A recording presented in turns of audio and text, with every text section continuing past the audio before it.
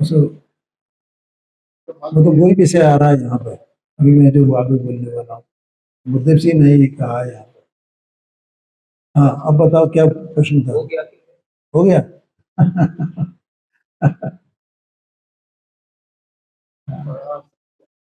देखो यहाँ पर वैसे ही प्रश्न आ रहा है पांडे जी। देखो कल मैंने बताया था ना, गुरुदेव सिंह फरमाते क्या है।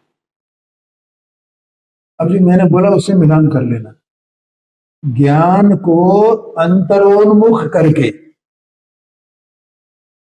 पूर्ण आत्मा को लक्ष्य बनाकर उसका अनुभव करने पर, माने वही निर्णय करो, भेद विज्ञान करो और आत्मा का लक्ष्य हुए, मैं आत्मा हूं ऐसा जान, क्योंकि मैं परिपूर्ण हूं ना, मैं अधूरा वसुधूरा नहीं हूं, मैं पर्याय मात्र नहीं हूं। जो अपने को पर्याय मात्र मानता है वो अपने को अधूरा मानता है। क्या कहा? पूर्णता का लक्ष्य करने का मतलब क्या है? पूर्ण आत्मा का लक्ष्य करना। तो ये समझ में आया कि नहीं आया? जो अपने को पर्याय दृष्टि से देखता है तो वो अपने को पूरा मानता है। वो तो पर्याय मात्र को स्वीकार कर रहा है, पूरा देखा ही नहीं है उसने। है? मैं तो ये देह मन वाणी से भिन्न अपने में परिपूर्ण स्वतंत्र सत्तावान पदार्थ हूं, ऐसा देखा उसने? नहीं देखा। इसलिए कहा पूर्ण आत्मा को लक्ष्य बनाकर उसका अनुभव करना। लक्ष्य बनाने वाला आप ही है, पूर्ण आत्मा आप ही है, और अनुभव करने वाला आप ही है, और अनुभव में आने वाला भी आप ही है। एक ही तो है ना, कोई दूसरा है क्या? एक साथ ये सब शक्तियां उसमें परिणमित हो रही हैं। ऐसा अनुभव करे तो क्या, अनुभव के काल में क्या है? ये अनुभव के काल की बात है। अनुभव करे, अनुभव करे अर्थात अनुभव रूप परिणाम है। तब क्या होगा? जो शक्तियां बताएंगे ना, वे सब शक्तियां क्या होगा? उल्लसित होंगी, उल्लसित होंगी, उल्लसित होंगी, उल्लसित, उसी में परिणमित होंगी, उसमें परिणमित हो रही हैं, निर्मल रूप से उल्लसित हो रही हैं। और एक कहीं बाहर नहीं होती है भैया, वो आत्मा के चतुष्टय में ही है। ऐसा तो कहने में आता है? ये अपन अगर नहीं बोले तो उसकी महिमा नहीं आएगी। अनंत शक्तियां वो चलती हैं, वो महिमा के लिए बोला जाता है। लेकिन उससे ऐसा नहीं समझ लेना कि बाहर जैसे तो समुद्र में लहरें आती हैं, बाहर तूफान आते हैं। हाँ जी, वही अभी वो हो नहीं रहा है और अनुभव में हो रहा है, होता है, ये बताना है। समझ में आया? अब देखो उसने प्रश्न किया शिष्य ने, पर्याय में विकार भी तो है।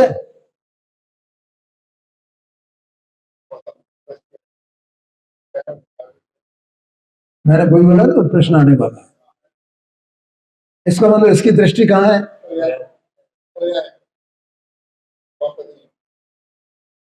अपने को भिखारी मान रहा है, मैं भिखारी हूं, मैं भिखारी, मैं रागी हूं, ऐसा मान के बैठा है। उसी का वेदन कर रहा है, आत्मा का वेदन ही नहीं किया। भाई विकार भिन्न है और आत्मा भिन्न है। विकार तो एक समय का है ना, तो पूरा आत्मा कैसे हो जाएगा?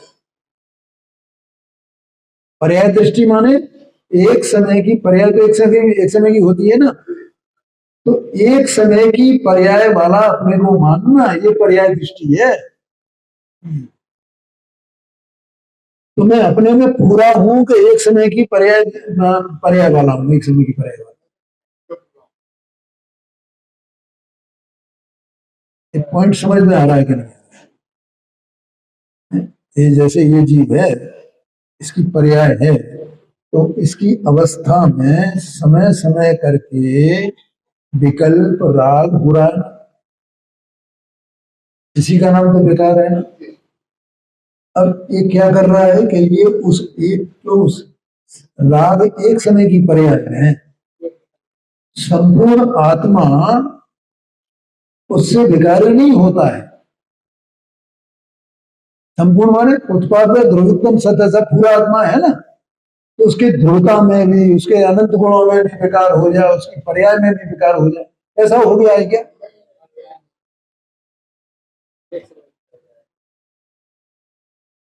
अगर वो आत्मा पूरा का पूरा वैसा हो ही जाए विकारी,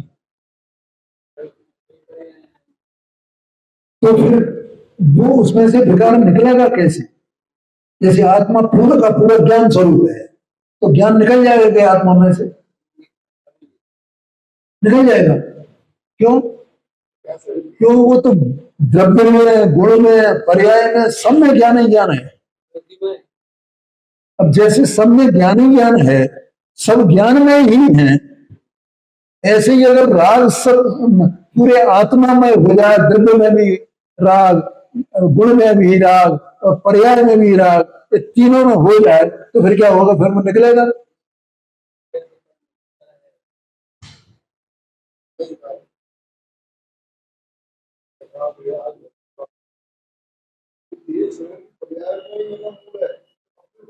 हाँ जी, हाँ जी, हाँ जी, हाँ जी, हाँ जी, एक समय की पर्याय, इसी का नाम तो पर्याय दृष्टि है। इसलिए उसको पर्याय में विकार तो है ना, पर्याय में विकार तो है ना। अरे तुझे विकार की क्यों चिंता है भाई? अपनी चिंता नहीं करता है, विकार की चिंता करता है, करता है अपनी चिंता, अपनी चिंता नहीं कर रहा, विकार की चिंता कर रहा है।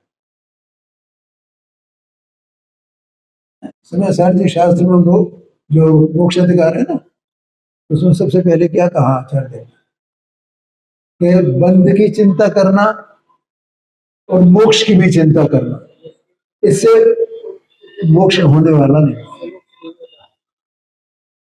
क्योंकि फिर दोनों तो पर्याय की चिंता है ना।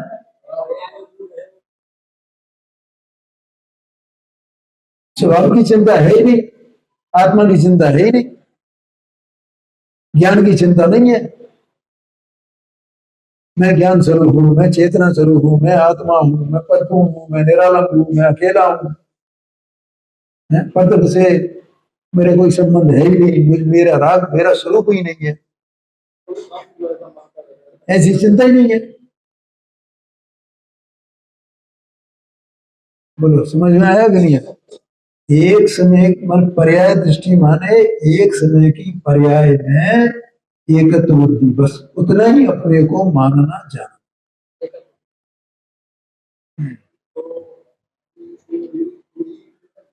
हाँ जी, यही भूल है, इतनी मात्र भूल है, और कोई भूल ही नहीं है।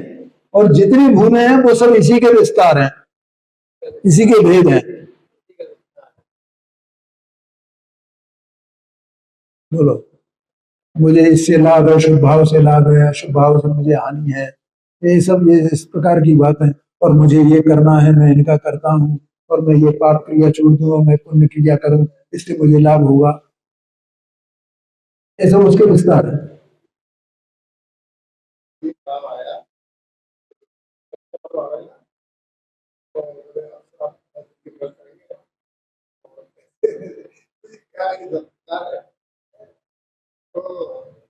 बोलो पांडे जी, समझ में आ रहा है?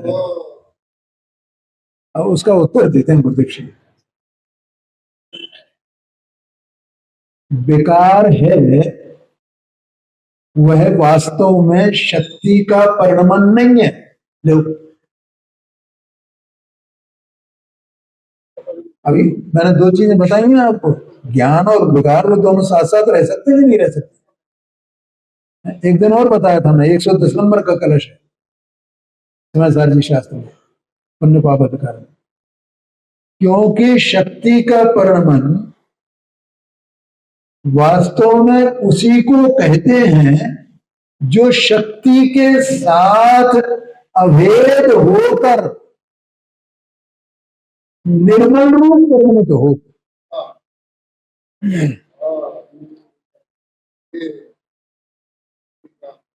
फिर पढ़ता हूं इसको। विकार है वह सचमुच शक्ति का परिणमन नहीं है। देखो आत्मा परिणमन सहित तो है ना, पर्याय सहित तो है ना, द्रव्यगुण पर्यायात्मक है ना, उत्पाद ध्रुवतम सत, ऐसा सद्रव्य है ना आत्मा, तो उसमें पर्याय का परिणमन है कि नहीं है? तो पर्याय है तो पर्याय में विकार है, तो विकार है तो कोई शक्ति का परिणमन है क्या? शक्तियां उछलती है ना, ऐसा कहा ना, आया ना क्या में? तो शक्ति का परिणमन नहीं है। तो शक्ति का परिणमन किसको कहते हैं, कब होता है? कि जब वो अनुभव करे, शक्ति का आश्रय ले तब, स्वभाव का आश्रय ले तब चलती हैं। ये तो विकार का आश्रय भी ये बैठा है, शक्ति से कब चलेंगे? स्वभाव का आश्रय करेगा। विकार को छोड़ करके, विकल्प को छोड़ करके स्वभाव के सन्मुख हो। अपनी जो पर्याय है ना, ये पर्याय अभी किसके सन्मुख है? विकार के सन्मुख। विकार के सन्मुख ना, परद्रव्य के सन्मुख। हम चाहे समूह शरण में ही बैठे हुए हैं, भगवान की वाणी सुन रहे हैं, तो वाणी के सुनने में उसमें उधर ध्यान है ना, तो विकार के सन्मुख हैं हम। है? क्या कहा?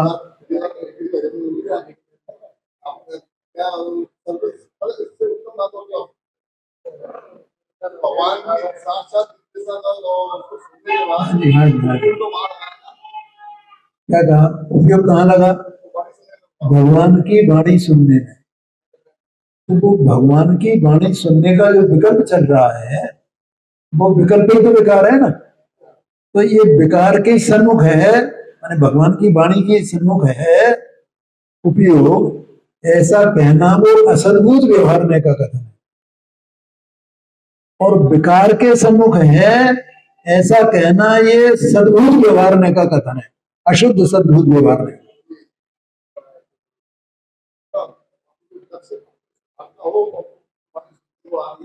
वाणी का लक्ष्य छूटे, इसका मतलब विकार छूट जाए, वो कब होगा? जो स्वभाव का लक्ष्य होगा।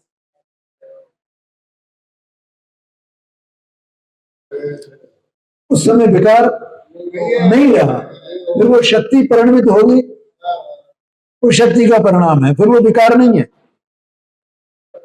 चाहे कसाय कितनी भी मंद हो, वो शक्ति का परिणाम नहीं है।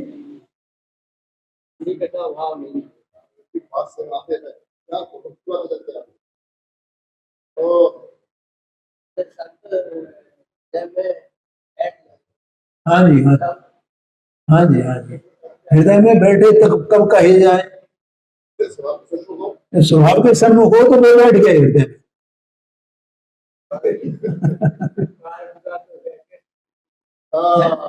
क्योंकि शब्दों का प्रयोजन, सुनने का प्रयोजन तो यही था ना, वो प्रयोजन हुए, उसकी सिद्धि हुए तो बैठ गए शब्द।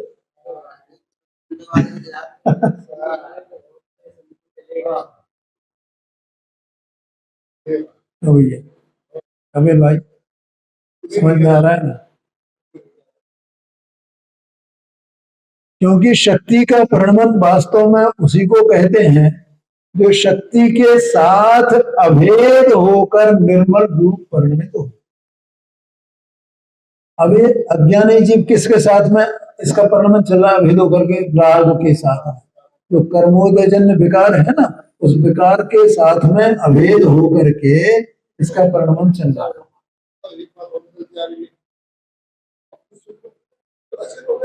बिल्कुल है ही अचेत, अचेत ही है वो, तो लिखा है आचार्य है उसमें। तत्वर सूत्र में मुझे बार बार याद आता है, 32 नंबर का सूत्र है, कि मिथ्यात्व माने क्या होता है, ज्ञान माने क्या होता है। कुमति ज्ञान, ज्ञान का वर्णन है पहले अधिकार, पहले अध्याय। तो अंत में 33 नंबर तक हैं वो 33 सूत्र है उसमें। 32 नंबर के सूत्र में लिखा कि जिसे सत और असत का ज्ञान नहीं है, उसका ज्ञान कुमत ज्ञान, कुसुत ज्ञान, उसको विपरीत अभिप्राय है, सत असत का ज्ञान नहीं है। आपने क्या बोला था? हाँ, अचित। अचित क्यों है? क्योंकि उसे सत असत का ज्ञान ही नहीं है ना। सत असत माने मैं सत्स्वरूप और राग मेरा स्वरूप नहीं, देह मेरा स्वरूप नहीं, ये मेरे से असत है ना। ये इसकी सत्ता मुझ में है क्या? मेरी सत्ता इसमें है क्या? उसका ज्ञान नहीं है। ठीक है। और उसकी टीका की आचार्य देव ने, सरवार सिद्धि पूज्यपाद देव ने, तो उसकी टीका में लिखा जैसे कोई उसका सन्निपात का ज्वर हो, जिसको सन्निपात के ज्वर में जैसे वो बड़बड़ाता रहता है ना कुछ भी, लेकिन उसे ज्ञान नहीं है ना, वो अचेत है, हो गया ना अचेत। सन्निपात का उदाहरण दिया हमने। कभी वो माँ को माँ कहे, कभी माँ को पत्नी कहे, तो उसका ज्ञान सच्चा है झूठा? तो अचेत है ना, वो तो बड़बड़ाता रहता है, उसे पता ही नहीं मैं क्या बोल रहा हूं। हाँ जी। हो ये कपिल भाई समझ में आया। ये क्या मान रहा है? ये मैं कर रहा हूँ, ये मैं कर रहा हूँ, कितना प्रसन्न होता है, मैं कितना पुण्य कर लेता हूँ, मैं कितना पुण्य कर लेता हूँ, मैं लाखों का दान करता हूँ। ये सब टीवी पे जितने प्रोग्राम आते हैं ना, उसको मैं सब स्पॉन्सर कर रहा हूँ। उसमें नाम आते हैं ना, पुण्यार्जक, ये पुण्यार्जक, ये पुण्यार्जक, ये पुण्यार्जक, इतना मैंने कितना पुण्य कमा लिया। ये पैसे से कितना पुण्य होता है।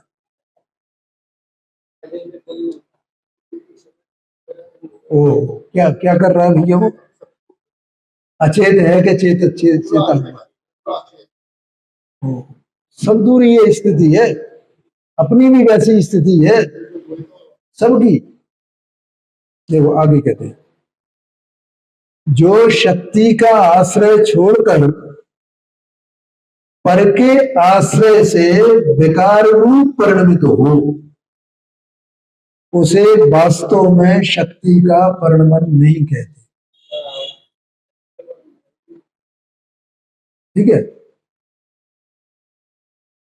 साधक को अब स्पष्ट और करते हैं, अनंत शक्ति के पिंड रूप आत्मा के आश्रय से शक्ति का निर्मल परिणमन होता है।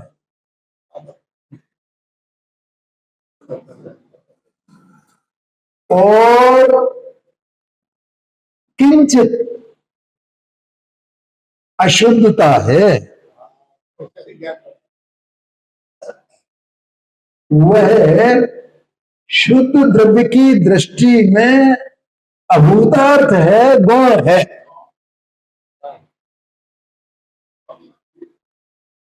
मैंने जानता है कि मेरा परिणाम है, मैं ही परिणाम हूं, लेकिन वो मुख्य है कि गौण है? मुख्य क्या है? बस दोनों एक साथ रह सकते हैं नहीं? रह सकते, रहना। उसमें परेशानी क्या है? क्यों भैया? दो लोग हों और एक जगह अपना सामान रख दें, अब उसमें वो बना होता है ना, बस मैं उसमें अपन जर्नी करते हैं, अपना भी सामान रख दिया, दूसरे को रख दिया, उसमें क्या है? दोनों चीजें एक साथ रह सकती हैं।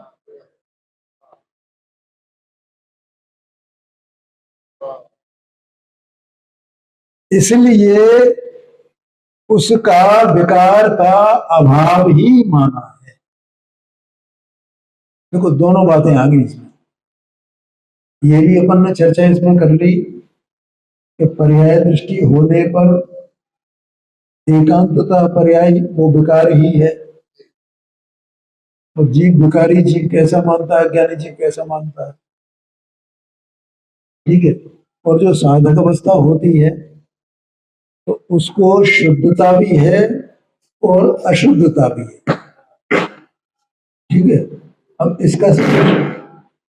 इसका प्रश्न एक था कि साधक हुए तो वहां पर्याय में विकार है ना, तो अपन ने क्या बोला था कि शुद्धता और अशुद्धता दोनों साथ रह सकते हैं ना। इसका मतलब उसके अनंत शक्तियों का उछलना पर्याय में शुद्धता में वो कायम है ना, और कर्मजन्य विकार वो भी है ना, तो दोनों एक साथ रह सकते हैं ना। अब ज्ञानी को क्या मुख्य है, क्या गुण है, उसे परपरे जानता है, परपरे है। मैंने द्रव्य की दृष्टि में स्वभाव की अपेक्षा से और पर्याय की अपेक्षा से, पर्यायार्थ इसलिए अपने अन्वयों की व्यवस्था है। जो भाव एक नए से पर है वही भाव दूसरे नए से स्व है।